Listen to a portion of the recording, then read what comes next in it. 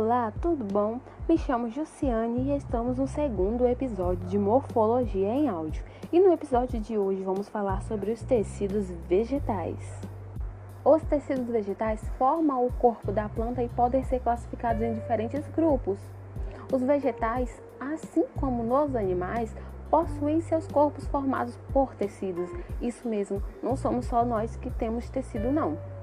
Os primeiros tecidos que surgem na planta, eles são chamados de meristemas. Mas o que são esses meristemas?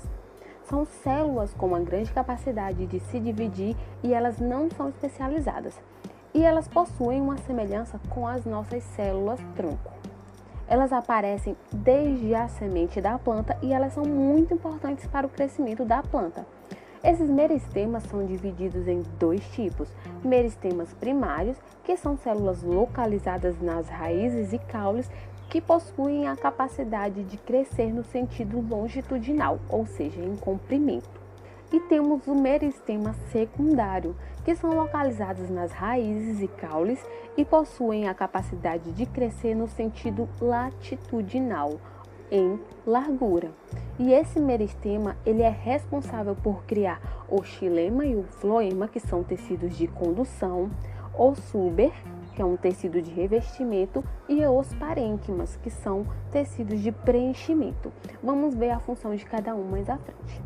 Quando a planta ela já está maior, elas desenvolvem os tecidos vegetais adultos, que são especializados e desempenham uma função na planta. Os primeiros são os tecidos de revestimento, são eles que vão dar proteção para a planta. Temos o suber, que ele é mais conhecido pelo nome de cortiça, um tecido de células mortas que contém ar dentro das suas células. Mas por que esse nome suber? Ele tem esse nome por conter um acúmulo de suberina, que é uma gordura, em suas camadas. E essas células elas ficam justapostas e formam uma espécie de casca na árvore. Temos a epiderme, que ela é composta por células vivas, achatadas, também justapostas, que são unidas umas às outras, e geralmente monoestratificadas, que são formadas por apenas uma camada de células. Mas quais as funções da epiderme? Proteção, excreção, trocas gasosas, absorção e entre outras funções. Esse tecido possui alguns anexos que vão auxiliar nessas funções, como a cutícula, que é uma membrana formada por uma substância impermeável, pelos pelos, os acúleos, que muitos pensam que são espinhos, como por exemplo nas rosas, mas não são, são acúleos, os estômatos, escamas e as papilas. O segundo tipo são os tecidos de preenchimento, mais conhecido como parênquima, que possui funções diferenciadas. Temos o parênquima clorofiliano, que são células com a maior quantidade de clorofila e assim realizam a fotossíntese com uma maior eficiência.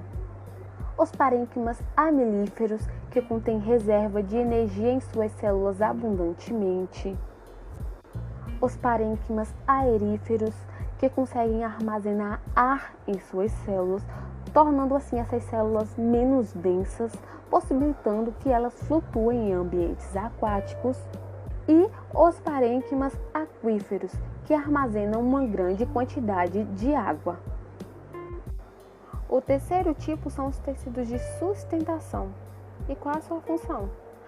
Acho que pelo nome já dá para entender, né? Que é a sustentação da planta.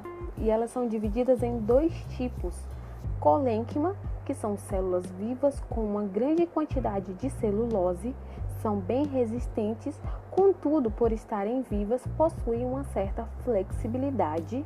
E o esclerênquima, formado por células mortas que sofreram a infiltração de lignina e por esse motivo são muito duras.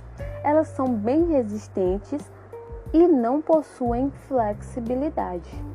O quarto tipo são os tecidos de condução, com a função de conduzir os nutrientes para as plantas. E são eles o xilema, que é formado por células mortas localizadas no interior da planta, bem no centro.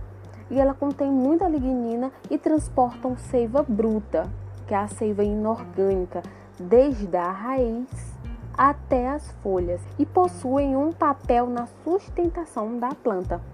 Depois que a planta faz a fotossíntese, aquela seiva bruta transportada pelo xilema se transforma em uma seiva elaborada, que é a seiva orgânica, que é transportado por outro canal. E esse canal é chamado de floema, que é localizado em volta do xilema e é formado por células vivas, alongadas e anucleadas, que passam por toda a região da planta abaixo de sua casca, entregando assim nutrientes para todas as células da planta. E esse foi o final do nosso conteúdo sobre tecidos vegetais. Espero que gostem e tchau, tchau!